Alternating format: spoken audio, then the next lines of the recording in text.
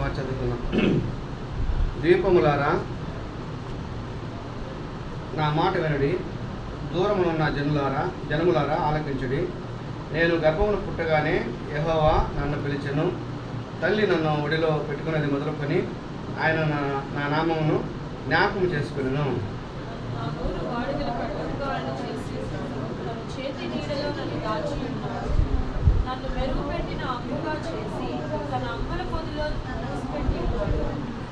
ఇజ్రాయేలు, నీవు నా సేవకుడవు, నీలో నన్ను మహిమపరచుకునేదను అని ఆయన నాతో చెప్పాను.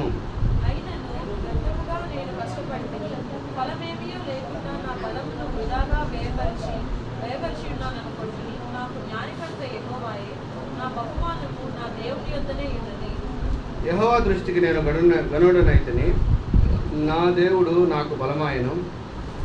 కాగా తనకు సేవకుడునై ఉండి తన యొద్దకు యాకోబును తిరిగి రప్పించుటకు, ఇజ్రాయేలు ఆయన యొద్దకు సమకూర్చబడుటకు నన్ను గర్భమున పుట్టించిన యెహోవా ఇలాగూ సెలవిచ్చున్నాడు.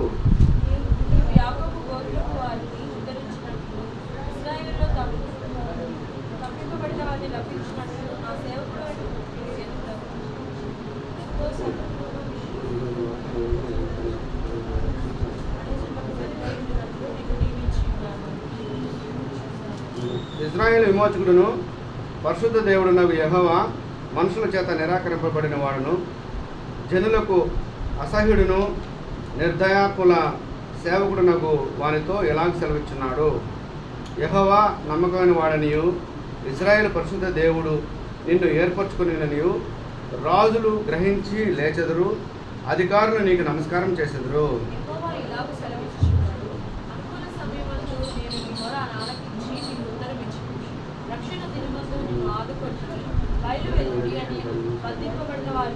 బయటికి రండి అని చీకటిలో ఉన్న వారితో చెప్పుచు దేశంలో చక్కపరిచి వాడైన స్వాస్థ్యములను పంచిపెట్టుటకై నిన్ను కాపాడి ప్రజలకు నిబంధనగా నియమించింది.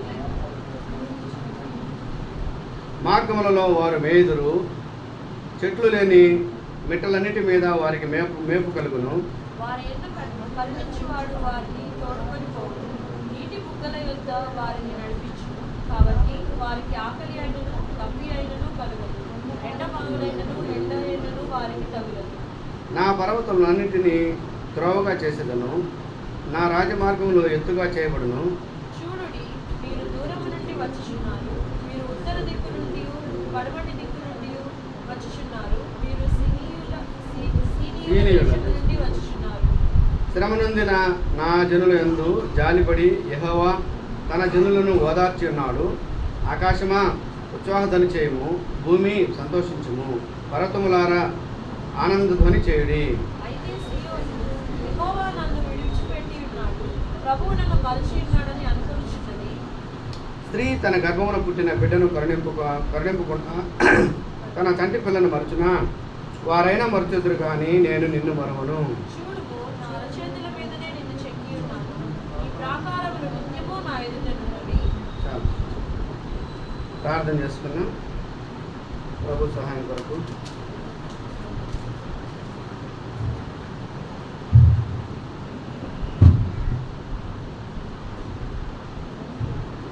మహాపరిశుద్ధుడైన తండ్రి, సర్వకృపానిధి దేవా, సర్వోన్నతుడైన తండ్రి, దయాదాక్షిపురుడు దీర్ఘశాంతి కృపా సన్నిధి గల దేవా, కనికరంగల మా తండ్రి, మమ్మల్ని మిక్కులు ప్రేమించి పరలోకం మా తండ్రి, ఆకాశమే సింహాసనము, భూమి పాదపీఠం నాయన, సమీపింపరాని తేజస్సులో వసించు అమరత్వం కలిగిన తండ్రి వందనాలు చెల్లించుకున్నాం.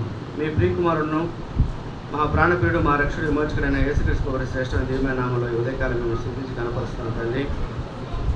నాయన, మమ్మల్ని అందరినీ కూడా సజీవ లెక్కలో ఉంచి మరి నూతన దినంలోనికి 2026 సంవత్సరం ప్రభా మే మాసం 10వ తేదీలోకి ప్రవేశపెట్టి నాయన, పరిశుద్ధ ప్రభుదినంలో చిన్న మందగా మేమందరం కూడా నాయన మీ సన్నిధిలో చేరి మిమ్మల్ని ఆరాధించడానికి, స్తుతించడానికి మమ్మల్ని సమకూర్చినందుకు వందనాలు చెల్లించుకున్నాం. నాయన, మేము ధ్యానించినటువంటి యెషయా గ్రంథం 49వ అధ్యాయంలో నుంచి నాయన మాతోనూ మరి మాట్లాడిన తండ్రి, మేము నా ప్రభా మీ పరిశుద్ధ లేఖనము ధ్యానించి లేఖనములు ఆధారం చేసుకుని తండ్రి లేఖనానుసారం ఆయన ఆత్మతోనూ సత్యముతోనూ ఆరాధించడానికి సహాయం చేయండి ప్రభా. దయగల మా తండ్రి, మీ ధర్మశాస్త్రం మీద ఆచరణ సంగతులు చూచినట్టు మా మనోనేతలు తెరమని కీర్తన 19:18 ప్రకారం సహాయం చేయమని వేడుకున్నాం. దయగల మా తండ్రి, నిలబడుతున్న మీ దాసుడును, అయోగ్యుడును, అల్పుడును, బలహీన దౌర్భాగ్యుడును నాయన మరి నీచును ఒప్పుకుంటూ క్షమించమని వేడుకుంటూ తండ్రి, మీ పరిశుద్ధ రక్తంలో అక్కడికి శుద్ధీకరించిన ప్రభావ సెలువు చాటు మరుగుపరుచండి. మీ నామానికి మహిమ ఘనత ప్రభావం చెల్లించుకుంటూ దేవా దయగల మా తండ్రి, మిమ్మల్ని స్తుతిస్తూ మహిమపరుస్తూ తండ్రి నాయన మీ నామానికి మహిమ ఘనత ప్రభావం చెల్లించినట్లు తండ్రి నాన్న మమ్మల్ని అందరినీ కూడా స్థిరపరచమని బలపరచమని తండ్రి, మీ ఆత్మచేత నింపమని దయగల మా తండ్రి, మీ యొక్క ఆత్మ ఈ ఆవరణం మీద నా మీద మా మీద ఉన్నట్లు సహాయం చేయమని దయగల తండ్రి కనికరం ప్రభైన నజరేయుడైన యేసుక్రీస్తు ప్రభు శ్రేష్టమైన దివ్యమైన నామములో స్తుతించి వేడుకుని బతిలాడి ప్రార్థించి వేడుకున్నాం పరమ తండ్రి, ఆమేన్.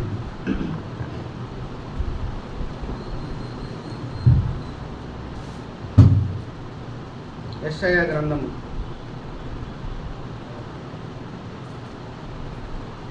యేసు ప్రభు గురించి యెషయా ప్రవక్త ముందుగానే మరి అనేకమైనటువంటి విషయాలు తెలియపరుస్తూ ఉన్నాడు. మనం ధ్యానించినటువంటి 49వ యెషయా గ్రంథం 49వ అధ్యాయంలో చూడండి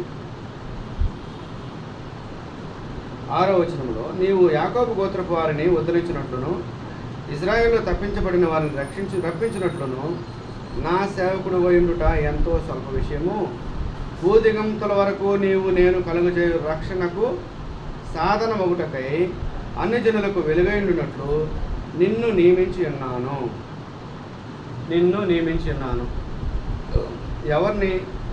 ఎవరెవరితో మాట్లాడుతున్నారు అంటే, యెషయా ప్రవక్తలు దేవుని సన్నిధిలో ప్రార్థన చేస్తారు.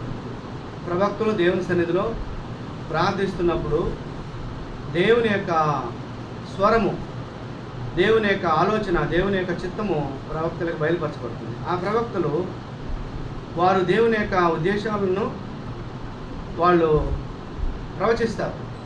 అదేవిధంగా ప్రవచించి ప్రవచనాలను వారు లిఖిస్తారు. ఈ విధంగా గ్రంథాల్లో లిఖించబడుతుంది. కాబట్టి మనకు ఈ యెషయా ప్రవక్త దేవుని సన్నిధిలో మరి ప్రార్థించినప్పుడు దేవుడు ఆయనకి ఇచ్చినటువంటి బయలుపరిచినటువంటి ఆ సత్యాలను ఆయన మరి పరిశుద్ధాత్మ దేవుని సహాయం ద్వారా రాయించి పెట్టాడు మనందరికి కూడా ఆత్మీయ మేలు కలగడానికి. కాబట్టి రాసిందేమో ప్రవక్త, యెషయా ప్రవక్త. ఇది యెషయా గ్రంథం. అయితే రాయించింది దేవాతి దేవుడు, సర్వశక్తివంతుడి దేవుడు. ఎవరి గురించి రాయించినాడంటే, ఇది రెండు విషయాలు, ఆత్మీయమైనటువంటి విషయాల్లో దేవుని ప్రభువైన యేసుక్రీస్తు గురించినటువంటి రాయించాడు. ఎందుకంటే ఈ భూదిగంతుల నుండి ఇజ్రాయేలులో తప్పించబడిన వారు రప్పించినట్లు నా సేవకుడు ఉండుట ఎంతో స్వల్ప విషయం. భూదిగంతుల వరకు నేను కలగజేయ రక్షణకు సాధనమగుటకై అన్ని జనులకు వెలుగైండునట్లు నిన్ను నియమించి ఉన్నాను. ఎవరిని నియమించున్నాడు? మరి యాకోబుని ప్రస్తావిస్తున్నాడు, ఇజ్రాయేలును ప్రస్తావిస్తున్నాడు 49వ అధ్యాయంలో. మరి యాకోబు అంటే మనకు తెలుసు, మోసగాడు, రక్షణ లేనటువంటి వ్యక్తి. ఇజ్రాయేలు అంటే దేవునితోనూ మనుషులతో పోరాడి గెలిచినటువంటి వ్యక్తి. ఆయన జీవితాన్ని జీవించినటువంటి వ్యక్తి, రక్షించబడినటువంటి వాడు. మోసగాడు నుంచి దేవుణ్ణి ఆరాధించే వ్యక్తిగా, దేవునితో మరి ప్రయాసపడి దేవునితో పెరుగులాడినటువంటి వ్యక్తిగా మనకు తెలుసు. కాబట్టి ఇక్కడ యేసుక్రీస్తు ప్రభు వారి గురించి తెలియపరుస్తున్నారు, ఎందుకు నియమించున్నాడు అని. కాబట్టి చూడండి, యెషయా గ్రంథం 49వ అధ్యాయం 8వ వచనం నుంచి మనం ధ్యానించుకుందాం కొన్ని మాటలు. 8వ వచనంలో, అనుకూల సమయం ముందు నేను నీ మొర ఆలకించేదని, నీకు ఉత్తరం ఇచ్చేదని, రక్షణ దినమందు నేను ఆదుకుంటుని అని పనివారితో బయటికి రండని చీకటిలోనున్న వారితోనూ చెప్పుతూ దేశంలో చక్కపరిచి పాడైన స్వాస్థ్యములను పంచిపెట్టుటకై నిన్ను కాపాడి ప్రజలకు నిబంధనగా నియమించుటని. ప్రజలకు నిబంధనగా, నా నిబంధన రక్తము అని ప్రభు గురించి 1 కొరింథీ పత్రికలో మనం 11వ అధ్యాయంలో అనేకసార్లు ధ్యానిస్తూ ఉంటాం, ప్రతి ప్రవచనంలో, బలవర్తమానంలో. కాబట్టి నిబంధన, కవెనెంట్ అంటే నిబంధన. దేవుడు మనతో నిబంధన చేశాడు. ఎవరితో చేశాడు? అబ్రహాంతో నిబంధన చేశాడు, ఇస్సాకుతో నిబంధన చేశాడు, యాకోబుతో నిబంధన చేశాడు ప్రభు. ఆయన నిబంధన చేసిన దేవుడు. ఆ నిబంధన అంటే ఆయన ఇచ్చినటువంటి మాట, మీకు ప్రామిస్. ఆ ప్రామిస్ తక్కువైనటువంటి దేవుడు. ఏమని చెప్తున్నాడు? అనుకూల సమయము, రక్షణ దినము. చూడండి 2 కొరింథీ పత్రిక 6వ అధ్యాయం 2వ వచనంలో కూడా మాట చూస్తాము. నేడే రక్షణ దినము ఆల్టర్ కాల్ ఇచ్చినప్పుడు మనం హోలీ కాన్వకేషన్స్లో వెళ్ళినప్పుడు కానీ, మరి ఎప్పుడైనా మనం ఉద్యోగ కూడికలు జరుగుతున్నప్పుడు కానీ, చివరిగా దైవజనులు వర్తమానం ఇచ్చేసి చివరిగా నేడే రక్షణ దినము, అనుకూల సమయము, ఈ దినమాన్ని పోగొట్టుకుంటే మరలా నువ్వు ఆ యొక్క సమయం వస్తుందో రాదో తెలియదు, కానీ దేవుని సమయంలోనే, ఆ సమయంలోనే నీ రక్షణ దినంలో నువ్వు నీ హృదయంలోని దేవునికి, నీ హృదయాన్ని దేవునికి అప్పగించుకుని అని ఆల్టర్ కాల్ ఇస్తుంటారు. 2 కొరింథీ పత్రిక 6వ అధ్యాయం 2వ వచనంలో చూడండి. 2 కొరింథీ పత్రిక 6వ అధ్యాయం 2వ వచనంలో, ఇదిగో అనుకూల సమయము నీ మొర ఆలకించితిని, రక్షణ దినమందు నిన్ను ఆదుకుంటుని అని ఆయన చెప్తున్నాడు కదా. ఇదిగో ఇప్పుడే మిక్కిన అనుకూలమైన సమయము, ఇదిగో ఇదే రక్షణ దినము. అనుకూల సమయము, అనుకూల సమయము, it's comfort day, it's a comfort day. అనుకూల సమయము, రక్షణ దినము, సాల్వేషన్ డే. కాబట్టి రక్షణ పడితే దినము, అనుకూల సమయము అని దేవుడు పిలిచినటువంటి దేవుడు ఏర్పరచుకున్న ప్రభు అయిన యేసుక్రీస్తు వారు దేనికి ఏర్పరచుకున్నాడు? మనం లోకాసు వార్తలో చూసినట్లయితే మొదటి అధ్యాయంలోనే 67వ వచనం 77వ వచనంలో అక్కడ చూసినప్పుడు, నన్ను చీకట్లో ఉన్నవారిని, గడాంతకర చీకట్లో ఉన్నవారిని, మరణ ఛాయలో ఉన్నవారిని పిలుచుటకును అనే రక్షణ తెలియజేటుకు, రక్షణ ఔన్నత్యమును, ఆ రక్షణ యొక్క యేసుక్రీస్తు ప్రభువు వారు ఈ లోకానికి ఎందుకు వచ్చాడో, ఆయన యొక్క బాధ్యత ఏంటో, ఆయన రెస్పాన్సిబిలిటీ ఏంటో ఆ యొక్క వచనంలో, ఆ వచనాలన్నిటిలో తెలియపరుస్తూ వస్తుంది. దేవుడు ఇందు నిమిత్తం నన్ను పంపించినాడు, నేను పరలోకం నుంచి ఇందు నిమిత్తం వచ్చాను, తండ్రి చిత్తాన్ని నెరవేర్చడానికి వచ్చినాను. ఏంటి తండ్రి చిత్తం అంటే? చూడండి, తప్పిపోయిన వారిని, చెడిపోయిన వారిని, వాళ్ళందరినీ కూడా వాళ్ళు బాగు చేయడానికి, పిలవడానికి. ఇక్కడ 2 కొరింథీ మనం ధ్యానించినటువంటి యెషయా గ్రంథం 49వ అధ్యాయంలో కూడా చూడండి, యాకోబు గోత్రమును, మనుషులు నిరాకరణ, జనులు అన్ని యథార్థ సేవకుడును, యెహోవా నమ్మదగిన వాడు, పరిశుద్ధ దేవుడును ఏర్పరచుకొని గ్రహించున్నాడు. తర్వాత వారిని ఎక్కడి నుంచి అంట? వీరు సిరియా దేశంలో నుంచి చెట్లని మెట్టల వారు మేపు కడుగును బంధింపబడిన, మన్నించండి 8వ వచనంలోనే, బయటికి రండి, బయలువెల్లుడి అని బంధింపబడిన వారితోను. ఎవరితోనూ? బంధించబడిన వారితోను. బంధించబడిన వారంటే ఎవరిని బంధిస్తారు? బంధించేది ఎవరిని?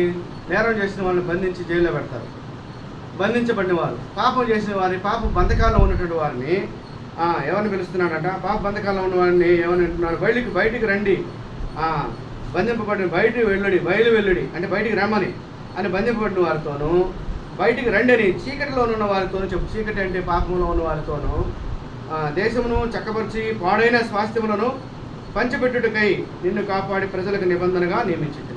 ఇందు నిమిత్తము మరి వీళ్ళందరినీ, మనం అందరినీ కూడా చెడిపోయి పడిపోయి నాశనంలో ఉంటూ మరణానికి నిత్య నరకానికి పాత్రులైన నన్ను, మనల్ని కూడా ప్రభు పిలిచి రక్షించి ఆయన ఎక్కడ స్వాస్థ్యముగా పంచిపెట్టడానికి ఆయన యొక్క నిబంధనగా ఉంచి ఏం చేస్తున్నాడంట? దేశమును చక్కపరిచి పాడైన స్వాస్థ్యములను పంచిపెట్టుటకై నిన్ను కాపాడి ప్రజలకు నిబంధనగా నియమించింది. ప్రభు యేసుక్రీస్తు వారిని మన కొరకు యేసుక్రీస్తు దేవాతి దేవుడు ఏ విధంగా ఉంచున్నాడంటే, నిన్ను నన్ను మనందరినీ కూడా ఆ పరలోక రాజ్యంలో పవిత్రమైనటువంటి పరిశుద్ధమైనటువంటి ఆ యొక్క దేవుని పట్టణంలో, ఆ పరమ యెరూషలేములో మనల్ని ఉంచడానికి, మన యొక్క అపవిత్రతంతా పోగొట్టి చీకటిలోను, మరణ ఛాయలోను, మరి బంధింపబడినటువంటి స్థితిలో నుంచి, పాపపు బంధకాల్లో నుంచి, పాపపు చీకటి అనే పాపంలో నుంచి మనల్ని పిలిచి రక్షించి మనల్ని స్వాస్థ్యముగా ఆ పరలోక రాజ్యంలో చేర్చడానికి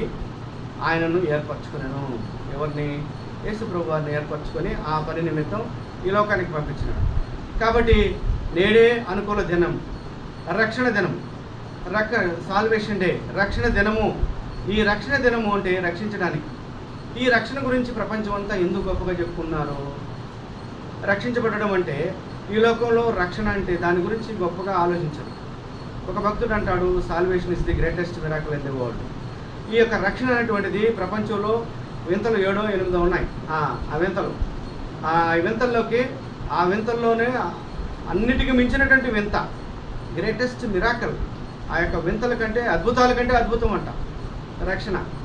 ఎందుకనంటే ఒక రోగిని డాక్టర్లు బాగు చేయించాము, కానీ ఒక పాప రోగిని డాక్టర్లు కాదు కదా, ప్రపంచంలో ఎవరు బాగు చేయలేరు. పాప రోగం ఉన్నవాడిని, పాపముతో చెడు బుద్ధి కలిగి, చెడు ఆలోచన కలిగి, దుష్ట తలంపులు కలిగి, ఒక దుర్మార్గుడిగా జీవించేటువంటి హృదయం కలిగినటువంటి వ్యక్తిని ఈ ప్రపంచంలో ఏ ఒక్కరు కూడా, ఏ డాక్టర్ కానీ, ఏ హాస్పిటల్ కానీ ఎవరు కూడా బాగు చేయలేరు. జబ్బును బాగు చేయొచ్చు కానీ బుద్ధిని బాగు చేయలేరు కదా.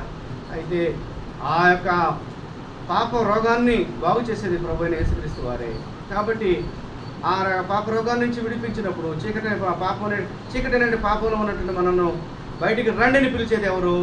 ప్రభు అయిన యేసుక్రీస్తు వారే. బంధించబడిన వారిని వెలుగులకు రండిని పిలిచేది ఎవరు? ప్రభు అయిన యేసుక్రీస్తు వారే. బంధించబడినటువంటి మనలను, పాపం అనేటువంటి బంధకాల్లో ఉన్న, చీకటిలో ఉన్న మనలను విడిపించి ఆయన రక్షణ అనుగ్రహించే దేవుడు, రక్షణ ఇచ్చే దేవుడు. కాబట్టి అనుకూల సమయమున రక్షణ ఇచ్చిన దేవా, మీ పరిశుద్ధ నామానికి వందనాలు స్వీకరిస్తూ. మరి బాధ వచ్చినప్పుడు, కష్టం వచ్చినప్పుడు, మరి మరణ స్థాయిలో ఉన్నప్పుడు, చచ్చి నరకానికి పోతారు అని నేను చెప్పినప్పుడు, మరి దేవుని భయంతో అనేక సార్లు అనేక మంది కన్నీరు విడిచి ప్రార్థన చేసినప్పుడు, ప్రభువా నన్ను రక్షించుము, దేవా నన్ను రక్షించుము అని ప్రభు సన్నిధిలో ప్రార్థించినప్పుడు దేవుడు కనికరం చూపి మనకు రక్షణ అనుగ్రహించే దేవుడుగా ఉన్నాడు. అనుకూల సమయమందు రక్షణ ఇచ్చే దేవుడు. ఆయన విమోచన, ఈజ్ ఎ రిడీమర్. ఆయన పేరు ఈజ్ ఎ రిడీమర్. కాబట్టి ఆయన మనల్ని విమోచించే దేవుడు. ఏమిటి విమోచన? మన పాపం నుంచి, శాపం నుంచి విమోచించే దేవుడు. అది ఈ విషయాలు కొన్ని వేల సంవత్సరాలు యేసుక్రీస్తు ప్రభువారు పుట్టక మునిపే ఆయన యొక్క రాకడను ఉద్దేశించి, ఆయన యొక్క ఈ లోకానికి ఎందు నిమిత్తం రానే ఉన్నాడో, ఏమి చేయబోతున్నాడో ముందుగా ప్రవక్తల ద్వారా బయలుపరిచినటువంటి విషయాలు. కాబట్టి చూడండి, రెండవదిగా చూసినట్లయితే ఇందులోనే యెషయా గ్రంథం 42వ అధ్యాయంలో 6-7 వచనాలు కూడా చూద్దాం. యెషయా గ్రంథం 42వ అధ్యాయం 6-7 వచనాలు వెనక్కి తిప్పినట్లయితే 49వ అధ్యాయం నుంచి వెనక్కి రండి. 42వ అధ్యాయం 6-7 వచనాలు, 2-6-7 కలిసి ఉన్నాయి. గురుటి వారి కన్నులు తెరచుటకును, బంధింపబడిన వారిని చెరసాల నుండి వెలుపలికి తెచ్చుటకును, చీకటిలో నివసించే వారిని బందీ గృహంలో నుండి వెలుపలికి తెచ్చుటకును, యెహోవానగు నేనే నీతి విషయంలో నిన్ను పిలిచి నీ చేయి పట్టుకొని ఉన్నాను, నిన్ను కాపాడి ప్రజల కొరకు నిబంధనగాను అన్ని జనులకు వెలుగుగాను నిన్ను నియమించు. చూడండి, ఇక్కడ చక్కగా అర్థమవుతుంది. యెషయా గ్రంథము 42వ అధ్యాయము 6-7 వచనాలు కలిసి ఉన్నాయి. ఎవరి గురించి చెప్తున్నారంటే, తండ్రి దేవుడు, దేవాతి దేవుడు ప్రభువైన యేసుక్రీస్తు వారి గురించి చెప్తున్నాడు. గుడ్డి వారికి కన్నులు తెరచుటకును, బంధింపబడిన వారిని చెరసాలలో నుండి వెలుపలికి తెచ్చుటకును, చీకట్లో నివసించే వారిని బందీ గృహంలో నుండి వెలుపలికి తెచ్చుటకును, యెహోవానగు నేనే నీతి విషయంలో నిన్ను పిలిచి ఎవరిని పిలిచి? ప్రభువైన యేసుక్రీస్తు వారిని పిలిచి నీ చేయి పట్టుకొని ఉన్నాను, నిన్ను కాపాడి ప్రజల కొరకు నిబంధనగాను అన్ని జనులకు వెలుగుగాను నిన్ను నియమించున్నాను. నిన్ను కాపాడి ప్రజల కొరకు నిబంధనగా. ఎప్పుడు కాపాడి? ఎవరు కాపాడుతానని ప్రభు ఎందుకు చెప్పాడు? యేసుక్రీస్తు వారిని ఎందుకు కాపాడుతానని ముందుగానే అక్కడ నిబంధన చేశాడంటే, ప్రభువారు మన పాపల నిమిత్తం ఆయన కలువరి శిలువలో బలియాగం కానేదని ప్రభువు తెలుసు. యెషయా గ్రంథము 43వ అధ్యాయంలో కూడా మనం చూస్తాము. ఎందుకనంటే 53వ అధ్యాయంలో, యెషయా గ్రంథం 53వ అధ్యాయంలో గొర్రె బొచ్చులు కత్తిరించి వారి ఎదుట గొర్రె మౌనముగా ఉండినట్లు 53:10లో చూసినట్లయితే ఆయన నలగొట్టుట ఆయనకి ఇష్టమాయను. ఆయన్ని హింసించుట, తండ్రి కుమారుని హింసించుట ఆయనకి ఇష్టమైన. ఏ తండ్రి అయినా బిడ్డను కొడుతుంటే సంతోషిస్తాడా? బిడ్డను హింసిస్తుంటే సంతోషిస్తాడా? అంటే ఆయన యొక్క ఉద్దేశములు ప్రభు అయిన యేసుక్రీస్తునందు సఫలమవుతున్న ఆయన సంతోషిస్తున్నాడు. ఇదిగో లోకానికి రక్షణ వస్తుంది, ఇదో లోక పాపను మోసుకొని వచ్చిన దేవుని గొర్రెపిల్లగా ఆ కలువరి శిలువలో రక్తం కారుస్తున్నాడు, ఆయన శ్రమ పొందుతున్నాడు. కాబట్టి లోకానికి పాపం విముక్తి కలుగుతుంది, ఆయన విశ్వాసం ఉంచిన వారికి రక్షణ కలగబోతుందని ఆ యొక్క లోకానికి కలిగేటువంటి మేలును చూసి ప్రభువు తండ్రిగా దేవుడు ఆనందిస్తున్నాడు. మనం ఏమనుకుంటాం? కుమారుని హింసిస్తుంటే చూడు తండ్రి సంతోషిస్తున్నాడు, స్టాటిస్టా లేకపోతే ఏంది ఆయన బిడ్డని హింసిస్తున్నాడే అని మనం అనుకుంటాం. అది కాదు. ఏమని చూస్తున్నాడు? ఈ లోకానికి రక్షణ కలిగిపోతుంది, ఎందరైతే ఆయన ఎందుకు విశ్వాసం వస్తారో వారందరికీ రక్షణ కలిగిపోతుంది. అది చూస్తున్నాడు, లోక రక్షణ చూస్తున్నాడు ప్రభు తండ్రి. కాబట్టి ఎందు నిమిత్తం పిలిచినాడంటే, గుడ్డి వారి కన్నులు తెచ్చుటకు, బంధింపు వారిని చెరలోని వెలుపలికి రప్పించి, చీకట్లో నశించే వారిని బందీ గృహంలోని వెలుపలికి తెచ్చుటకును, యెహోవానగు నేనే నీతి విషయంలో నిన్ను పిలిచి నీ చేయి పట్టుకుని నిన్ను కాపాడి ప్రజల కొరకు నిబంధనగాను అన్ని జనులకు వెలుగుగాను నిన్ను నియమించి ఉన్నాను. అన్ని జనులకు వెలుగుగా నియమించున్నాడు. అందుకని ప్రభువైన యేసుక్రీస్తు వారు ఏమని చెప్తాడు యోహాను సువార్తలో?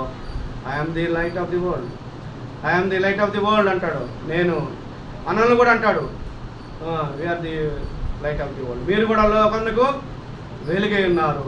నేను వెలుగై ఉన్నాను. I'm the light of the world. నేను లోకంలో వెలుగై ఉన్నాను కాబట్టి మీరు కూడా లోకంలో వెలుగై ఉన్నారు అంటాడు. కాబట్టి ఆయన వెలుగుగా ఉన్నాడు. మనల్ని వెలుగుగా ప్రభు తండ్రి దేవుడు ఆయన వెలుగుగా నియమించున్నాడు. కాబట్టి అనుకూల దినమందు మనకు రక్షణ దయచేసినటువంటి ప్రభువును. ఏంటి రక్షణ? ఎలా రక్షణ అంటే మరణ ఛాయలో నుంచి, చీకటిలో నుంచి, పాపంలో నుంచి, శాపంలో నుంచి, మనల్ని బందీ గృహాల్లో నుంచి పిలిచిన దేవుడు. బందీ గృహాల నుంచి పిలిచి మేము ఎక్కడ బందీలుగా ఉన్నాం, మేము ఎక్కడ శాపంలో ఉన్నాం, మేము ఎక్కడ పాపంలో ఉన్నాం అంటే మరి దేవుని యొక్క మహిమను గ్రహించుకోలేక, మన స్థితిని, వారి స్థితి, వాస్తవాన్ని స్థితిని గ్రహించుకోలేక చీకటిలో ఉన్నవాళ్ళు వెలుగును చూడలేరు కదా. చీకటిలో ఉన్నవారు ఏమంటారు? మాకు చీకటి ఆడ ఉందంటారు. చీకటిలో ఉన్న వారికి చీకటి ఆడ ఉందంటారు. ఉండదు. సులభ కాంప్లెక్స్ దగ్గర టిఫిన్ చేస్తుంటారు. కానీ సులభ కాంప్లెక్స్ దగ్గరికి అటు పోవాలనుకో,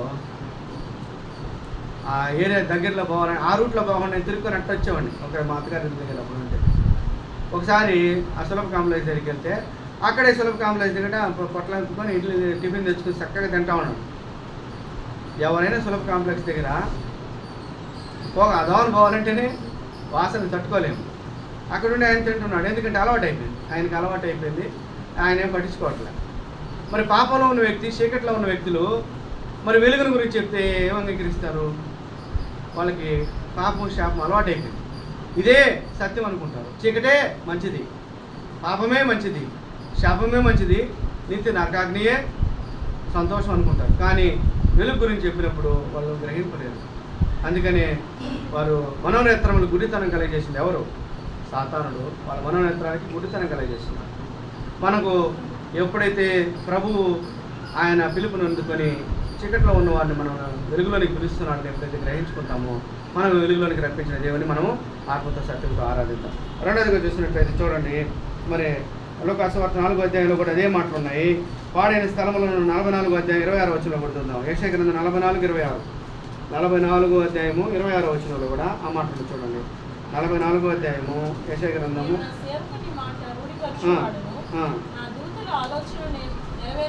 నెరవేర్చువాడును. యెరూషలేము నివాస స్థలమగుననియు యూదా నగరులను గురించి అవి కట్టబడిననియు నేను ఆజ్ఞ ఇచ్చున్నాను. దాని పాడైన స్థలములను బాగు చేయవాడను నేనే. అంటే ఈ స్థలాలు ఏమిటి స్థలాలు? యెరూషలేము అనేటువంటిది, యూదా నగరం అనేటువంటిది, ఇవన్నీ కూడా యెరూషలేము అంటే దేవుని మందిరానికి సాదృశ్యం, దేవుని ప్రజలకు సాదృశ్యం. యెరూషలేములో దేవుని దేవాలయం కట్టబడింది కాబట్టి వీటన్నిటిని కూడా బాగు చేసేది, పాడైన వాటిని అన్నిటిని కూడా, దానిని పాడైన స్థలములను బాగు చేయడం నేనే. పాడైనటువంటిని బాగు చేసేది ఇందాక చెప్పాను.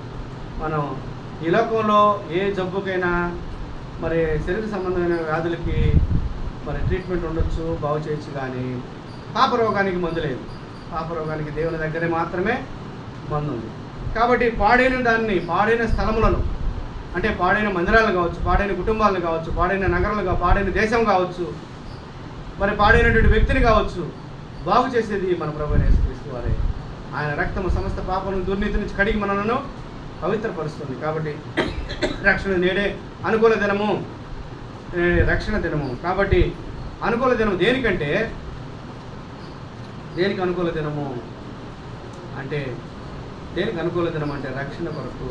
ఒక ఆయన అన్నాడు, ఇంగ్లీష్ వాళ్ళు వచ్చి, తమిళ వాళ్ళు దొరలు వచ్చి, అమెరికా దొరలు వచ్చి ప్రసంగాలు చేస్తుంటే ఎక్కువ మంది జనాభా వస్తే వాళ్ళు సంతోషిస్తారని చెప్పని, పైగా ఏంటంటే ఆయన అన్నాడంట, how many people are saved in this message అని అడిగితే, ఎవరు ఎంతమంది రక్షించబడ్డారు, please raise up your hands అని అన్నాడట.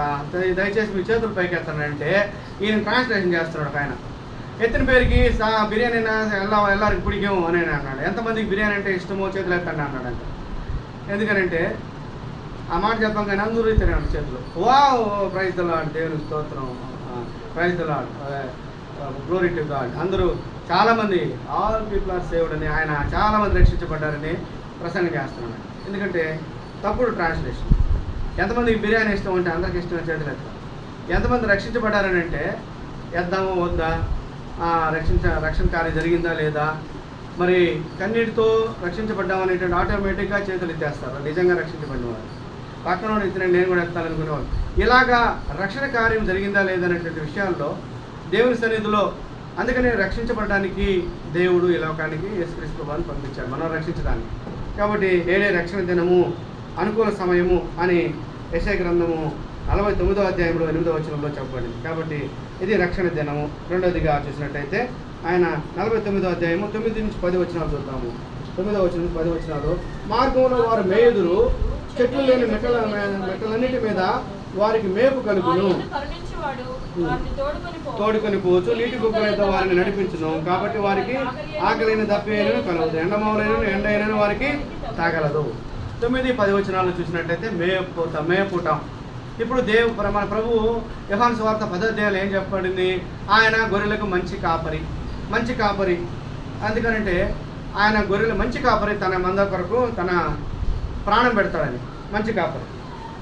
అయితే ప్రభు మనం అంటే రక్షించబడిన తర్వాత పిలిచినాడు, రక్షించబడిన తర్వాత ఇంకంతే లోకంలోని ప్రభు వదిలేలా మనకి మేత, ఆత్మీయమైనటువంటి ఆహారం, ఆత్మీయ ఆహారం అనుగ్రహించే దేవుడు. ఆత్మీయమైన ఆహారము దేవుని మందిరంలో ఆత్మీయ ఆహారం దేవుడు అనుగ్రహిస్తాడు. ఎందుకు మరి మందగా కూడుకోవాలా, ఎందుకు మనము సంఘముగా కూడుకునే వాళ్ళను, ఎందుకనంటే ఆత్మీయ ఆహారం కోసం. ఎందుకంటే కనీసం వారానికి ఒక రోజైనా ఆత్మీయంగా ఆహారము, శరీరానికి ఆహారం రోజుకు 3 పూటలు తీసుకుంటాం. మళ్ళా మధ్యలో కూడా ఎప్పుడన్నా స్నాక్స్ అవి తింటుంటాం. తర్వాత ఎప్పుడన్నా ఫంక్షన్లు, విందులు, వినోదాలు జరిగినప్పుడు ఇవన్నీ కూడా అన్నాళ్ళు గృహప్రవేశంలో చక్కగా బిర్యానీ అన్ని తినొచ్చిన. ఎందుకనంటే ఇట్లా శరీరానికి కావాల్సిన ఆహారాన్ని మనము తీసుకుంటాం. మరి ఆత్మ విషయం, వాట్ అబౌట్ ద స్పిరిట్, అంటే మన యొక్క ఆత్మ విషయంలో ఆత్మీయ ఆహారం ఏంటి అన్నప్పుడు మరి రక్షించబడినటువంటి దేవుని బిడ్డలకి ఆత్మీయ ఆహారం దేవుని వాక్యమే. దేవుని వాక్యము. ప్రార్థన అంటే దేవునితో మాట్లాడటము, దేవుని సన్నిధిలో మనం విజ్ఞాపన చేయడము. మనం ఆహారం భుజించడం అంటే ఆత్మీయంగా ఆహారం భుజించడం, దేవుని వాక్యాన్ని ధ్యానించడం. ఉదయకాలం లేచి మోకాళ్ళ మీద ప్రార్థన వాక్యం ధ్యానించినప్పుడు మన ఆత్మకు ఆహారం దొరుకుతుంది, మన ఆత్మకు సంతృప్తి దొరుకుతుంది. అంతేగాని ఆత్మను ఆరిపోయే విధంగా బ్లింక్ అవుతూ ఉంటే ఎప్పుడు ఫ్యూజ్ ఎగిరిపోతుంది అన్న టైప్లో ఆత్మను ఆరిపోయే స్థితి. అంటే ఆత్మ ఎప్పుడు ఆరిపోద్ది? ఆహారం లేనప్పుడు. ఆత్మకి ఆహారం ఉండదు. అనేక నెలలు, అనేక సంవత్సరాలుగా దేవుని వాక్యం ఉండదు, మందిరానికి రారు. అలాగే అయిపోతున్నప్పుడు వాళ్ళ ఆత్మ ఏమైపోద్దంట? సనగిల్లిపోతూ ఆత్మ. తెస్సలోనిక పత్రికలో ఒక పవర్ఫుల్ మాట ఉంది దేవుని వాక్యంలో, ఆత్మను ఆర్పకుడి. 2 మాటలు అంతే, ఆత్మను ఆర్పకుడి. నాకు తెలిసి బైబిల్లో అంత పవర్ఫుల్ వర్డ్స్ లేవనిపిస్తుంది. 2 మాటలు మాత్రం. జీసస్ వెప్ట్ అనేటువంటి యేసు కన్నీళ్ళు విడిచెను లాజరు చనిపోయినప్పుడు. రెండోదిగా చూసినట్లయితే ఆయన ఆత్మను ఆర్పకుడి. 2 మాటలు, ఒకే వచనంలో 2 మాటలు, ఆత్మను ఆర్పకుడి. ఎంత భయంకరమైన విషయాలంటే అవి. ఆత్మను ఆర్పకుండా ఆ ప్రభు ఏం చేస్తున్నాడు? మనం రక్షించినాడు. రక్షణ దినమని చెప్పి మనల్ని పిలిచి మనకు ఆత్మకు మేతనిస్తున్నాడు. గొర్రెలతో పోల్చాడు ప్రభు. మంద కాపరి గొర్రెలను తీసుకెళ్ళి అవి ఎక్కడైతే లోయల్లోనూ మరి చూడండి 23వ కీర్తనలో కూడా ఎట్లా 23వ కీర్తనలో కూడా మందని ఎట్ట మేపుతున్నాడు చూడండి. 23వ కీర్తనలో పచ్చికల చోట్ల ఆయన పరుండ చేయను, పచ్చికల చోట్ల పరుండ చేయను. కీర్తన గ్రంథం 23వ అధ్యాయం. పరుండ చేయుచున్నాడు, శాంతికరమైన జలముల యొద్ద నన్ను నడిపించుచున్నాడు, నా ప్రాణమును సేద తీరుస్తున్నాడు, తన నామను బట్టి నీతి మార్గంలో నన్ను నడిపించున్నాడు. గడాంధకారంలో నన్ను సంచరించిన అపాయం భయపడను, నీవు నాకు తోడైందువు, నీ దుడ్డుకర నీ దండమును నన్ను ఆదరించును. చాలా చూస్తాను చూడండి ఇక్కడ 2వ వచనంలో, పచ్చికల చోట్లను ఆయన నన్ను పరుండ చేయుచున్నాడు, శాంతికరమైన జలముల యొద్ద నన్ను నడిపించుచున్నాడు. దావీదు రాస్తున్నాడు 23వ కీర్తన. 23వ కీర్తనలో పచ్చిక గల చోట్ల అంటే పచ్చిక మనుషులు మేయరు గొర్రెలతో. ఎందుకనంటే అది సాదృశ్యం. గొర్రెల్ని ఎక్కడ చేసుకెళ్తావు? గొర్రెలకు బిర్యానీ పెడుతుంటాయా? గొర్రెలు ఎక్కడ తీసుకెళ్తున్నారు? పచ్చికల చోట్ల. ఎందుకంటే మేత బాగుండే దగ్గర నడిపిస్తున్నాడు. జీవజలంలో యొద్దకు దేవుడు తీసుకెళ్తున్నాడు. జీవజలాలను ఇచ్చే దేవుడు. యోహాను సువార్త 4వ అధ్యాయంలో కూడా నేను ఇచ్చే నీళ్లు, ఆమె సమరయ స్త్రీతో అంటాడు కదా ప్రభు, నేను ఇచ్చే నీళ్లు జీవనకైనటువంటి నీలో జీవజలము జీవ నదులు పారినటువంటి చూడండి ఆ మాట ఉంది. యోహాను సువార్త 4వ అధ్యాయము 18వ వచనం. యోహాను సువార్త 4వ అధ్యాయము. అందుకు యేసు 14 వచ్చిన మళ్ళా తప్పికొనను, నేను ఇచ్చి నీళ్లు త్రాగువాడు ఎప్పుడూ తప్పికొనడు,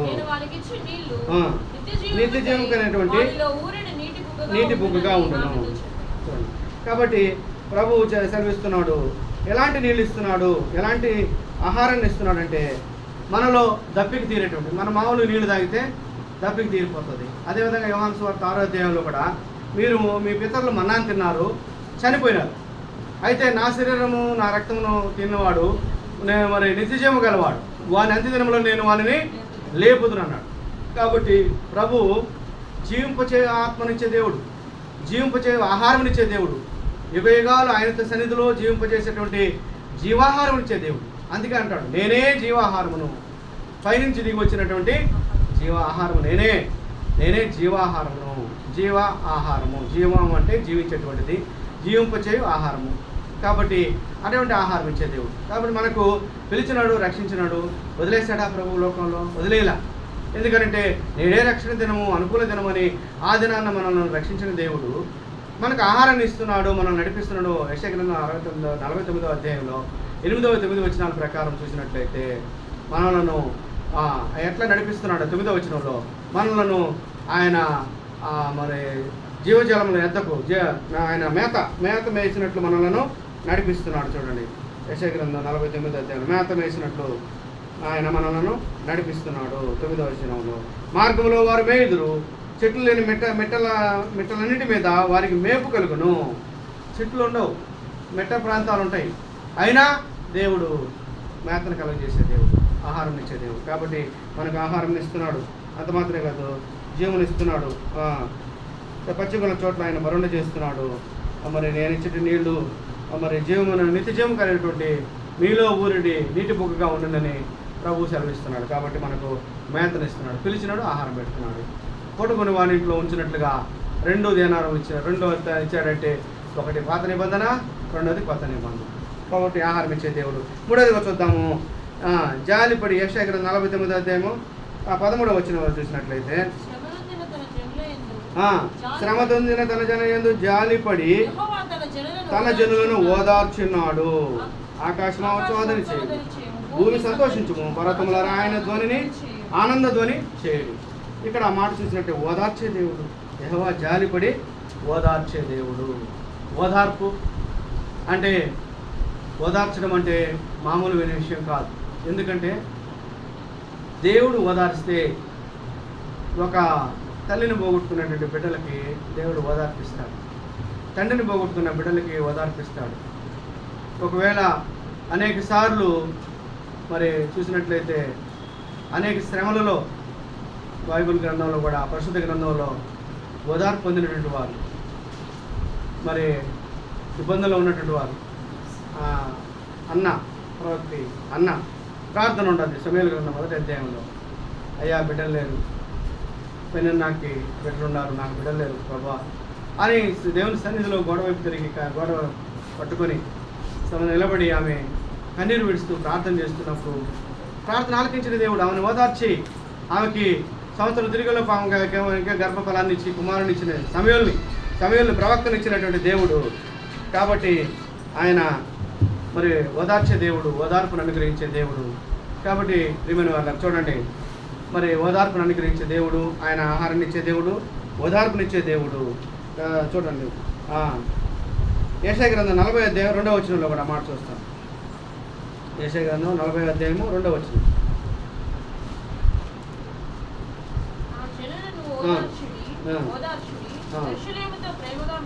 మాట్లాడి ఆమె యుద్ధ కాలము సమాప్తమైనను, ఆమె దోష రుణము తీర్చబడెను. యెహోవా చేతి వలన ఆమె తన సమస్త పాపముల నిమిత్తము రెండింతలు పొందెనను సమాచారం ఆమెకు ప్రకటించండి. ఆమె దోష రుణము తీర్చబడెను. ఆమె యుద్ధకాలం సమాప్తమాయెను. యెరూషలేముతో ప్రేమగా మాట్లాడుడి, నా జనులను ఓదార్చుడి ఓదార్చుడి. మీ దేవుడు సెలవిచ్చిన మాట ఏదనగా, నా జనులను ఓదార్చుడి ఓదార్చుడి. చూడండి, యుద్ధకాలం ఎప్పుడు ఓదార్చు? యుద్ధకాలం సమస్తమయమును యుద్ధకాలం సమస్తమాయను సమాప్తమైన మనిషి. ఆమె యుద్ధకాలం సమాప్తమాయను, ఆమె దోష రుణము తీర్చబడెను. కాబట్టి యుద్ధకాలము, శ్రమలు వచ్చినప్పుడు నిజంగా ఈ లోకంలో మనుషులు ఓదార్పు మాటలు, ఒక శ్రమ వచ్చినప్పుడు కష్టం వచ్చినప్పుడు ఓదార్స్తారు.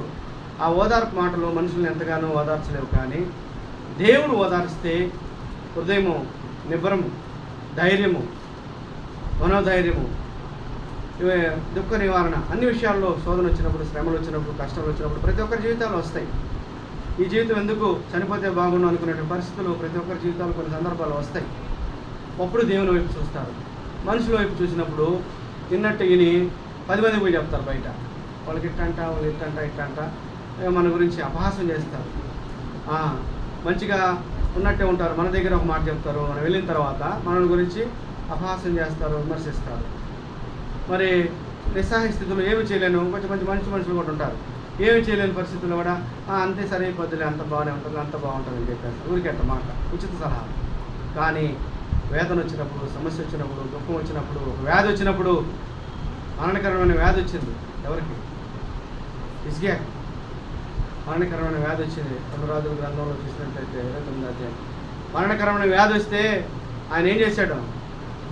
దేవుని మందిరానికి వెళ్ళారు, గోడ వైపు తిరిగినాడు, గోడ వైపు తిరిగి కన్నీరు విడుస్తూ ప్రార్థన చేస్తున్నాడు. తండ్రి, సమస్తం నేను ఏ రీతిగా మీ జీవితం నేను ఏ విధంగా మీ సన్నిధిలో జీవించినానో మీరు ఎరుగురా అని ఆయన ఎంతగానో దుఃఖపడి వేదన పడుతూ ఉన్నాడు. వేదన పడుతూ ఉంటే వచ్చాడు యెషయా ప్రవక్త. వచ్చి హిజ్కియాకి ఆ మాట చెప్పి ఆయన ఇల్లు కాంపౌండ్ దాటే లోపలే దేవుడు ఆయనతో మరలా మాట్లాడి, తిరిగి వెళ్ళి హిజ్కియాకి చెప్పు, 15 సంవత్సరాలు మళ్ళీ ఆయన ఆయుష్ పొడిగించినాడు. వెంటనే జవాబు. చూడండి, కన్నీరు విడిచి ప్రార్థన చేసినాడు. కానీ దేవుని ఓదార్పు ఏ విధంగా ఉంటుందంటే, నిజంగా మన జీవితాల్లో అనేక సార్లు నేను కూడా అనుభవించినాను.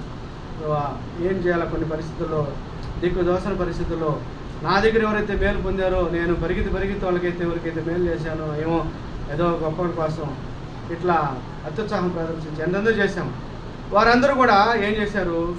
శత్రువులుగా మారిపోయి నా యొక్క నాశనాన్ని కోరుకున్నటువంటి వ్యక్తులు ఉన్నప్పుడు నేను దేవుని వైపు చూసి, ప్రభువా పొరపాటు చేశాను, క్షమించు. దేవుని కంటే మనుషులను ఎక్కువగా ప్రేమించి వారు వస్తే చాలు, సరిపోతుంది, ఆయన ఉంటే చాలు, నాకు ఇది ఉంటే చాలు, ఏం లేదు, ప్రయోజనమే లేదు.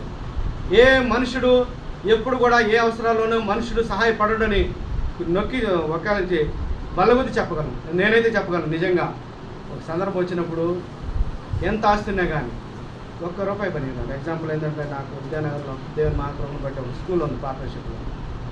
అక్కడ 20-30 లక్షల రూపాయల షేరు 50,000 అడిగాను. బిడ్డ స్కూల్ IIT సీట్ వచ్చింది కట్టడానికి. 50,000 అడిగితే 50 అబద్ధాలు చెప్పాడు. డబ్బులు పెట్టుకున్నాడు.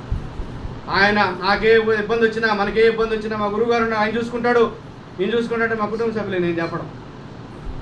అప్పుడు ఆ దేవుడు బయలుపరిచాడు, మనుషులు నమ్ముకున్నట, రాజులు నమ్ముకున్నట్టు కంటే యెహోవాను ఆశ్రయించుట మేలు. ఆ వాక్యం దేవుడు జ్ఞాపకం చేశాడు. వారం రోజుల్లో మళ్ళీ మాకు ప్రాఫిట్ ఇస్తారు. వారం రోజులకే ఇవ్వలేకపోయినాడు. అంటే మనుషులు ఎలాంటి వాళ్ళు అంటే, మన వాళ్ళ మేలు కోరేది. అంటే డబ్బులు ఇవ్వలేదని కాదు, కానీ సహాయపడరు, మనుషులు ఆదుకోలేరు, వ్యర్థము, మనుషుల సహాయం వ్యర్థము, మనుషుల సహాయం వ్యర్థము. దేవుడే అన్ని విషయాల్లో ప్రభు వైపు చూసి కన్నీరు విడిచినప్పుడు ప్రతి విషయంలో దేవుడే మనకు సహాయం చేసే దేవుడు, ఓదార్చే దేవుడు. కష్టంలో ఉన్నప్పుడు, బాధల్లో ఉన్నప్పుడు, దిక్కుదోచని పరిస్థితుల్లో ప్రభు సన్నిధిలో కన్నీరు విడిచినప్పుడు తప్పనిసరిగా ప్రభు సహాయం మనం దొరుకుతుంది. దేవుని సహాయము శాశ్వతమైన పరిష్కారం ఉంటుంది. 100%. మనుషుల సహాయం మాత్రము వాళ్ళు ఏదన్నా ఒక ఇబ్బందుల్లో కాస్త ఏదైనా హెల్ప్ చేశారనుకో 10 మందికి చెప్పుకుంటారు, నేను గొప్ప, ఆయన మళ్ళీ అందరి దగ్గర ఆయన పొగడాలని ఎదురు చూస్తుంటారు. కానీ ఇది శాశ్వతమైనటువంటి సహాయం కాదు. కానీ దేవుడే ఓదార్చే దేవుడు. ఆయన పిలిచినాడు, అనుకూల దినమందు రక్షించినాడు, ఆహారంగా ఆత్మీయమైనటువంటి మేలుతో ఆత్మీయమైన ఆహారం ఇస్తూ మనల్ని వేపుతున్నాడు, పచ్చికల చోట్ల పరుండు చేస్తున్నాడు. ఆయన మనల్ని జీవజల నదులు మన హృదయంలో పొంగినట్లు ఆయన మనకు ఆత్మీయ ఆహారం అనుగ్రహిస్తున్నాడు, పానం అనుగ్రహిస్తున్నాడు. 3వదిగా చూసినట్టు ఓదార్స్తున్నాడు ప్రభు మనలను. ఓదార్చు. 4వదిగా చూద్దాం. చూడండి, ఆయన మర్చిపోయిన దేవుడు. యెషయా గ్రంథం 49వ అధ్యాయంలో ఆయన మర్చిపోయిన దేవుడు. 49వ అధ్యాయము 15వ వచనములో, స్త్రీ తన గర్భమును పుట్టిన బిడ్డను కరుణింపకుండా తన చంటి పిల్లను మరుచునా, వారైనా మరుచుదురు కానీ నేను నిన్ను మరువను. చూడండి, చంటి బిడ్డను మరుస్తారా అంటే మర్చిపోతారు. మా అత్త, మా సిస్టర్ వాళ్ళ అమ్మ అంగన్వాడీలో పనిచేస్తుంది. అమ్మ నేను వెళ్ళాలా హాస్పిటల్కి అన్నట్టుండి. దేనికి వెళ్ళాలంటే ఎవరు ఆడ బిడ్డను కానీ పారేసిందంట. ఈ బిడ్డలు తీసుకొచ్చారు, అంగన్వాడీ వాళ్ళకి బాధ్యత. వాళ్ళు తీసుకెళ్ళి మళ్ళీ సుసంక్షేమం దాంట్లోనే ఎక్కడో వాళ్ళని జాగ్రత్త ప్రొటెక్ట్ చేసి వాళ్ళకి అప్పచెప్పాలి. అదేంటి బిడ్డను పారేసి కనీసి పారేసి ఎవరు అట్లా అంటే అప్పుడప్పుడు నెలకు ఎవరో ఇద్దరు అలా పారేసి. చూడండి ఎన్ని చూస్తుంటాం అలాగా, వందలు వేలు లక్షలు ప్రపంచం అంతా కూడా. తల్లి 9 నెలలు మోయిందే బిడ్డను కంటదా? ఆ కన్న తల్లి 9 నెలలు గర్భంలో తన బిడ్డను పెంచి ఆ డెలివరీ అయిన తర్వాత ఆ బిడ్డని ఎక్కడో పొదల్లో చెట్లలో పారేసిపోతుంటారు, మురికాలలో పారేసిపోతుంటారు, ఎక్కడైనా పారేసిపోతుంటారు. అది వాస్తవం కాదా? పేపర్లో చూస్తుంటాం, న్యూస్లో చూస్తుంటాం. కొంతమంది బిడ్డలు చచ్చిపోతారు, కుక్కలు తినేస్తాయి, అప్పుడు చనిపోతారు. కొంతమంది బిడ్డలు బతుకుంటారు. ఎక్కడో షాపుల దగ్గర వాడి మధ్య సందులోనే ఎవరు తెలియకుండా పెట్టేసి గుడ్డలో చుట్టూ పెట్టేసి వెళ్ళిపోతారు. ఆ బిడ్డలు చూసేసి ఇప్పుడు అన్నాను బేబీ ఎవరు అని చెప్పిన వెంటనే పోలీసులు వచ్చి అది చేసి అంగన్వాడీ వాళ్ళకి అప్పచెప్తారు. వీళ్ళు అంగన్వాడీ వాళ్ళ కాపలా కాసి వాళ్ళని తీసుకెళ్ళి హాస్పిటల్లో రాత్రులంతా వాళ్ళ కాపలా కాసి శుద్ధం చేసి మళ్ళీ శిశు సంక్షేమంకి అక్కడ అప్పచెప్తారు. చూడండి, చంటి బిడ్డను తల్లి మరుచునా అంటే మరుస్తుంది. ఇలాగ మరుస్తారు. కానీ నేనైతే మిమ్మల్ని మరువను. చూడండి ఆ మాట ఎంత చక్కగా. స్త్రీ తన గర్భమును పుట్టిన బిడ్డను కరుణింపకుండా తన చంటి పిల్లను మరుచునా, వారైనా మరుచుదురు కానీ నేను నిన్ను మరువను. ఎంత గొప్ప మాట ప్రభు. అనేక సందర్భాల్లో మనం ఎంత దేవునికి విరోధంగా, దేవుని బహాటంగా మరలా సిలువ వేసే విధంగా కూడా అనేక సార్లు మనం ప్రవర్తించుంటాం. మనకు గుర్తుండవు, కానీ గుర్తున్నా కూడా దాన్ని నిర్లక్ష్యం చూస్తుంటాం. కానీ దేవుని ఎంత దుఃఖపరుచుంటామో అనేక సందర్భాల్లో దుఃఖపరుచుంటాము. నా మటుకు నేను కూడా అనేక సార్లు ప్రభువును బాహాటంగా మరి హెబ్రీ పత్రికలు చెప్పినట్లుగా మరలా సిలువ వేసినట్లుగా మనం ఇబ్బంది పెట్టినా కానీ ప్రభువు మనల్ని విడువని ఎడబాయిన దేవుడు, మరువని దేవుడు. ఆయన మర్చే దేవుడు కాదు.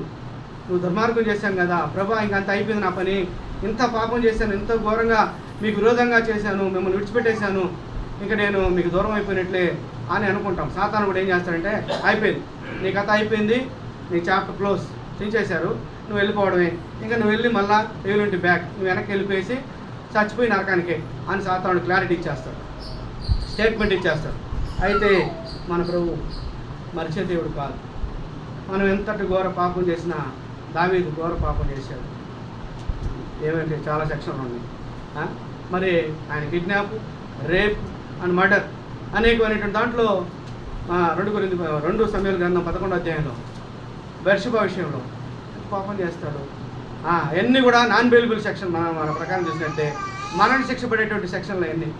అలాంటి పాపం చేసినటువంటి దావీదును దేవుడు కరుణించినాడు, క్షమించినాడు. మరి కీర్తనలు 51వ కీర్తనలో దావీదు మరలా ప్రార్థన చేస్తాడు కదా, ప్రభువా నా పాపం పోనుంటే నన్ను బావుగా కడుగుము, ఇసోపుతో కడుగుము, హిమం కంటే తెల్లగా చేయమని ఎట్లా ప్రాధేయపడతాడు. ఆ తర్వాత దేవుడు ఏమని ఇచ్చాడు దావీదు గురించి స్టేట్మెంట్ అంటే, దావీదు నా హృదయానుసారుడు అన్నాడు. అంత ఘోర పాపం చేసినట్టు దావీదుని చూడండి. కాబట్టి ఆయన మరువని దేవుడు. ఒక చంటి పిల్లను చూడండి, స్త్రీ తన గర్భమును పుట్టిన బిడ్డను మరుచునా, వారైనా మరుతురు కానీ, చంటి పిల్లలు మరుచునా వారైనా మరుతురు కానీ నేను మరుచుదురు కానీ నేను నిన్ను మరువను. కాబట్టి ఆయన మరిచే దేవుడు కాదు, మనల్ని మర్చిపోయే దేవుడు కాదు, మన ఎందుకు జాలిపడే దేవుడు, కాబట్టి కనికరించే దేవుడు. చూడండి యెహోషువ గ్రంథంలో 1వ అధ్యాయం 1వ వచనంలో చూసినట్టయితే, హెబ్రీ పత్రిక 13:5లో కూడా చూస్తున్నాడు. నిన్నేమాత్రం విడువను, నిన్నెన్నడను ఎడబాయను, నిన్నేమాత్రం not forsake and forever, ఆయన నిన్ను విడువను ఎడబాయనటువంటి సెలవిస్తున్న దేవుడు. కాబట్టి చూడండి, ఆయన విడువని ఎడబాయన దేవుడు. హెబ్రీ పత్రిక 13వ అధ్యాయంలో నేనెన్నడూ నిన్ను విడువను ఎడబాయను అని సెలవిస్తున్నాడు. పిలిచినాడు, రక్షించినాడు, ఆయన అడాప్ట్ చేసుకున్నాడు. అంటే దత్తపుత్రుడిగా మనల్ని దత్తపుత్రుడిగా చేసుకున్నాడు. అంతటితో వదిలేశాడా? వదల్లా. ఆయన మేత పెడుతున్నాడు, మనల్ని ఓదార్స్తున్నాడు. ఆయన మనల్ని ఏం చేస్తున్నాడు? మరువును అంటున్నాడు. నిన్నడను మరువునని మనల్ని కాపాడుతున్నాడు, నిత్యం కాపాడుతున్నాడు. మన యొక్క అనేక సార్లు మనం మరిచిన, మనం విడిచిపెట్టిన మనలను మరువుని దేవుడు మనల్ని విడిచిపెట్టిన ప్రభు. చివరిగా చూసినట్లయితే చూడండి, నా అరచేతుల్లో నిన్ను చెక్కుకొని చూడుము, 16 వచనం, చూడుము నా అరచేతుల మీద నేను చెక్కి ఉన్నాను, నీ ప్రాకారం నిత్యము నా ఎదుర్కొన్నాను. 16 వచనం అందరం కలిసి చదువుకుందాం దయచేసి. బైబిల్ ఉన్న వారందరం కూడా 16 వచనాన్ని, 49వ అధ్యాయము యెషయా గ్రంథం 49వ అధ్యాయం 16 వచనము అందరం బిగ్గరగా చదువుకుందాం. చూడుము నా అరచేతుల మీదనే నిన్ను చెక్కి ఉన్నాను, నీ ప్రాకారం నిత్యము నా ఎదుర్కొన్నది. అర్థం కాని మాట. ఆ అరచేతుల్లో చెక్కుని ఉన్నాడంటే ప్రభు యొక్క అరచేతులు చాలా పెద్దవి. కొంతమంది బోధకులు చెప్తారు ప్రభు యొక్క అరచేతులు చాలా పెద్దవి. భూమి ఆకాశము ఆయన సింహాసనము, భూమి ఆయన పాదపీఠము.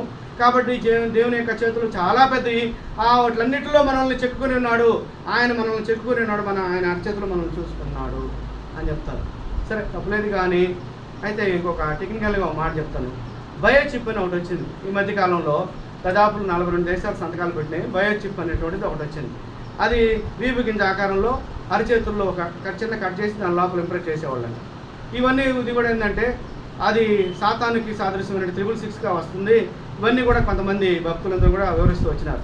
ఇది ఇక్కడ ఎక్కడికి వెళ్ళినా కానీ, ఎయిర్పోర్ట్కి వెళ్ళినా ఎక్కడికి వెళ్ళినా కూడా ఈ స్కాన్ చేసేటప్పుడు సిస్టంలో అవన్నీ చూసినప్పుడు ఈ యొక్క చిప్ ఏం చేస్తుందంటే, బయో చిప్ బీపీ గింజ లాంటిది.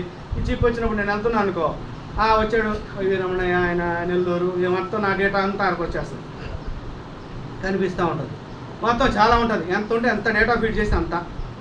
మరి ఫోన్ ఎంత, ఇది ఎంత కదా ఉంది ఫోను. దీంట్లో మనం మెమరీ చిప్ పెడతాం. మెమరీ చిప్ ఎంత ఉంటుంది? ఇంత ఉంటుంది మెమరీ చిప్. ఇంత మెమరీ చిప్ ఉంటుంది. ఎన్ని పేజీలు, ఎన్ని దాంట్లో ఎన్ని డేటా మెగాబైట్స్ అని, డేటా బైట్స్ అని కంప్యూటర్ ఇంజనీరింగ్ చదివిన వాళ్ళందరూ తెలుసు. ఇవన్నీ కూడా ఎన్ని పేజీలు, ఎంత మ్యాటర్ని గ్యాదర్ చేయొచ్చు చెప్పండి. ఎంత విషయం అంతా కూడా. ఉన్నారు స్కూల్లో, ఆ స్కూల్లో 800 మంది పిల్లలు. అంతే చిన్న ఒక పెట్టినాం అనుకో, పెన్ డ్రైవ్ పెట్టి చూస్తే మొత్తం అందరి లిస్టు, అందరి డీటెయిల్స్ అన్నీ వస్తాయి. అలాగే ప్రతి ఒక్కటి కూడా మన ఫోన్లో ఉన్న ఫోన్లోనే అంతా ఎంత వస్తుంది, ఎంత డేటా ఎన్ని ఉంటాయి. వస్తూ ఉంటారు ఎప్పుడు రీల్స్ వస్తూ ఉంటారు, అన్నీ చూస్తూ ఉంటారు. ఎంత చూస్తూ ఉంటారు. ఇదేంది నెట్ బ్యాలెన్స్ అయిపోయేంత వరకు కూడా వస్తూ ఉంటాయి. ఎంత కదా ఉంది ఫోను, దాంట్లో చిప్ ఎంత. అలాగే చూడండి టెక్నాలజీ. ప్రభు ఈ టెక్నాలజీని మానవునికి ఇచ్చినటువంటి దేవాది దేవుడు తన అరిచేతుల్లో మనల్ని చెప్పుకున్నాడంటే ఆయన అరిచేతుల్లో మనకు కనిపించమా? ఇప్పుడు ఇది వచ్చింది కంప్యూటర్. ఎలాగా మన గాలిలో కంప్యూటర్ చూస్తారన్నమాట, దాన్ని పేరు అంటారు. సరే, అటు చూసినప్పుడు ఏంటంటే అక్కడికక్కడే కంప్యూటర్లో సాల్వ్ చేస్తూ ఉంటారు, అంటే టెక్నాలజిస్టులు అంటారు. మరి అలాగా అంత జ్ఞానం ఇచ్చిన దేవుడు ప్రభు మన గురించి అనుకున్నప్పుడు ఆయన ఎవరి విషయమైనా చూసినప్పుడు అరిచేతుల్లో చెక్కుకొని ఉన్నాడు అంటే ఆయన చెప్పుకున్న విధానం ఏదో తెలుసా? నాకు తెలిసినంత వరకు ప్రభు చెప్పుకున్న విధానం ఆయన అరిచేతుల్లో మేకులు కొట్టించుకున్నాడు. ఆయన అరిచేతుల్లో మేకులు కొట్టించుకొని మన నిమిత్తము ఏమని చూసుకుంటాడు ప్రభు? ఇదిగో పీటర్ రమణయ్య అన్నప్పుడు, నీ గురించి నేను చూడరా, నువ్వు చేసిన పాపాల నిమిత్తము, నువ్వు చేసినటువంటి ఘోర పాపాల నిమిత్తం నా చేతిలో గాయం చూడు, నా గాయం చూడు, నేను ఎంత రక్తం గారిందో, నా గాయము ఎందువల్ల నీ వల్ల ఏర్పడింది అని ప్రభు అరచేతులు చూస్తున్నప్పుడు మన పాపాలు కనిపిస్తాయి, మనల్ని రక్షించిన విధానం కనిపిస్తుంది. ఆయన అరచేతులు మనం చెప్పుకొని ఉన్నాడు. నిత్యం ఆయన మనల్ని చూసుకునేటువంటి దేవుడు, మనల్ని కాపాడే తండ్రి. ఇంతకన్నా గొప్ప ప్రేమ కలిగినటువంటి వారు ఈ లోకంలో ఎవరైనా ఉండారా? ఎవరైనా ఒక తల్లి చంటి బిడ్డను, చిన్న బిడ్డనైనా మర్చిపోద్దంటే కానీ కంపచెట్లో పారేస్తుంది, చెత్తలో పారేస్తుంది, కానీ మన దేవుడు మనల్ని విడిచిపెడతాడా? ఎప్పటికైనా మనం చేసిన పాపాల నిమిత్తం మనం విడిచిపెట్టాడా? కీర్తన 103వ అధ్యాయం 10వ వచనంలో మన పాపాన్ని బట్టి మన ప్రతీకారం చేయలేదు, మన దోషం బట్టి మన ప్రతిఫలం లేదు, ఆయన దీర్ఘశాంతి కృపా సమృద్ధి దేవుడిగా ఉన్నాడని మన పక్షాన ఉన్నాడు కదా. అంత గొప్ప దేవుడు, మనల్ని పిలిచిన దేవుడు, రక్షించిన దేవుడు, మంచి ఆహారం, ఆత్మీయ ఆహారంతో మనల్ని ఆహారం అనుగ్రహించిన దేవుడు, మనల్ని ఓదార్చిన దేవుడు, నేను ఎన్నడూ మరువను, నేను ఎన్నడూ ఎడబాయనని సెలవిచ్చిన దేవుడు చివరిగా నా అరిచేతులు నేను చెక్కుని ఉన్నాను, నేను చూసుకుంటున్నాను. ఎందుకంటే దేవుని యొక్క ప్రేమను మర్చిపోతే, దేవుని యొక్క ప్రేమను, ఆయన చేసిన మేలులను మర్చిపోతే మనకన్నా భ్రష్టత్వం కలిగిన వారు వేరే ఒకరు ఉంటారు. ప్రేమైన వాళ్ళు చూడండి, ఎంత మేలు చేసినటువంటి దేవాది దేవుడు. మనం అనుకుంటా కొన్నిసార్లు మందిరానికి పోతున్నాం, యేసుప్రభుని ఆరాధిస్తున్నాం, వస్తున్నాం. యేసుప్రభు ఎవరు? మా పక్కింటి ఆయన. యేసుప్రభు ఎవరు? మా స్నేహితుడు. యేసుప్రభు ఎవరో? మా తండ్రి, మా అన్న, మా తమ్ముడు. ఇలాగా అనుకుంటాం. చాలా చులకనగా, చాలా ఎలా ఉంటుందంటే గర్వంతోనూ, ఎప్పుడైనా ఏమైనా నేను కూడా అనేక సార్లు పొరపాటు చేస్తుంటాను, లేట్గా వస్తుంటాను. దేవుని మందిరం అంటే అందుకనే మరి సామెతల గ్రంథం తర్వాత మరి ఉంది కదా, ఆ గ్రంథంలో కూడా ఏమని ఉంది, దేవుని మందిరానికి వచ్చిన ప్రసంగి, దేవునికి మందిరానికి వచ్చినప్పుడు నీ ప్రవర్తనను జాగ్రత్తగా చూను, వణుకుతో భయంతో రావాలి దేవుని సన్నిధికి. దేవుని సన్నిధి అంటే దేవుడు అంటే ఆయన దహించి అగ్ని ఉన్నాడు, మహా ఉగ్రత కలిగిన దేవుడు. ఎటువంటి దేవుడు? మన దేవుడు ఇన్ని మేలు చేస్తాడు, అన్నీ చేస్తాడు, కానీ ఆయన దహించి అగ్ని ఉన్నాడు. కోటి సూర్యుల ప్రభావం కంటే అధికమైనటువంటి ప్రభావం కలిగినటువంటి దేవాతి దేవుడు. ఆ దేవుని విషయంలో కూడా మనము భయము భక్తి కలిగి ఆ ప్రభువుని ప్రేమిస్తూ పూర్ణ హృదయంతో, పూర్ణాత్మతో, పూర్ణ మనసుతో ప్రభువుని ప్రేమించి ఆ ప్రభువుని స్తుతిస్తూ భయభక్తులు కలిగి జీవించినప్పుడు ఆయన చెప్పినటువంటి వాగ్దానములన్నీ కూడా, ఆయన చెప్పిన నిబంధనలన్నీ, ఆల్ కవెనెంట్స్ అన్నీ కూడా ప్రతి ఒక్కటి మన జీవితాల్లో నెరవేరుతాయి. మనం ఆశీర్వదిస్తాడు, మనం రెక్కలు మనం ఆయన అరచేతులు చెప్పుకుని ఆయన కాపాడినట్లుగా ఎన్నడూ మరువుని విడువని ఎడబాయే దేవుడిగా మన పక్షాలు ఉంటాడు. దేవుడి మాటలు దీవించిన కాక ప్రభువుని ఆ రీతిగా మనం 5 అంశాలు మనం ధ్యానించుకున్నాము. ఈ 5 విషయాలు జ్ఞాపకం చేసుకుంటూ ప్రభువుని ఆరాధించుకున్నాం. ప్రియమైన వాళ్ళ ఈ రీతిగా మన అరచేతుల్లో చెప్పుకొని మనల్ని విలువని ఎడబాయిన దేవుడు మనల్ని ప్రేమించి నిత్యం కాపాడుతున్న తండ్రిని మన మనస్ఫూర్తితో, మన పూర్ణాత్మతో, పూర్ణ మనసుతో, ఆత్మతో, సత్యంతో ఆ ప్రభువునికి మన హృదయపూర్వక కృతజ్ఞతాస్తుతులు చెల్లించి ఆయన ఆరాధిద్దాం. ప్రభు మాట్లాడించారు.